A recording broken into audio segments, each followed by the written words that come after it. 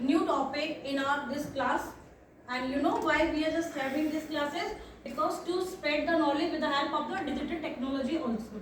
Okay, so now I am taking the topic, and this topic is belong from the motion. And in the previous class I explained about the motion. How are the motions? Motion are in the different ways: slow, fast, circulatory motion, rectangular motion, translatory motions, okay, random motion, and etc. Now, what do you mean by about uniform motion? What do you mean by uniform motion? See, I am just giving you one example, and it is very clearly to understand that uniform motion is what? When you purchase any of the bike, okay, when we go for the bike showroom and there we are purchasing any bike, and the showroom in charge will tell you that so this bike is about cost of this thing, and what is the average of this thing, that it is 60 km per hour. You know what 60 km per hour means? It covers the distance of the 60 km, and what it will take? It will cover into the 1 hour. And how many 1 hour we are having minutes? 60 minutes. And what is the unit of the time is? It is second. So simply we can say the uniform motion is the straight motion or the rectangular motion which was moved in the straight line without changing any object. Okay. Now, when we purchase any bike, it is having the this thing we can say average of 60/hour.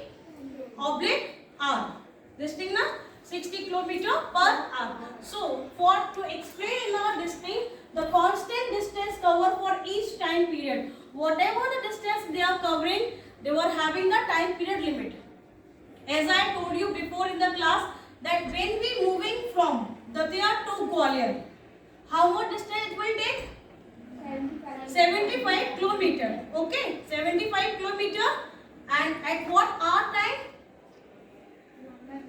1 hour or maybe 1.5 hours.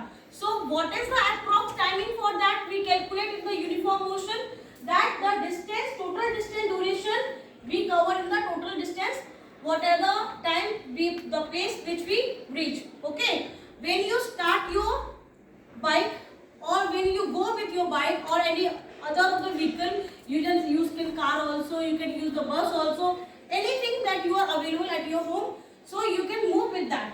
So whatever the distance that we are covering, that is said to be the uniform motion. Okay, so the calculation for this thing, that constant distance covered, total time duration. How much distance we have covered? Total distance. So what is the total distance? That is a 75 km. Okay, and the time is, we always measure the time with the help of the second. We are not going to use measuring the time into the time, hours or minute. We don't use this thing. We use only the second. So whatever the distance that we are calculating, it always multiple with the second unit.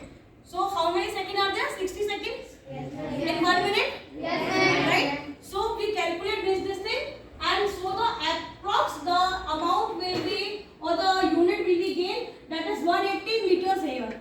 In the same way, when we calculate the time of the distance covering from Datia to Gwalior, we do the calculation with the help of this method. Not motion beta, with this method. Okay?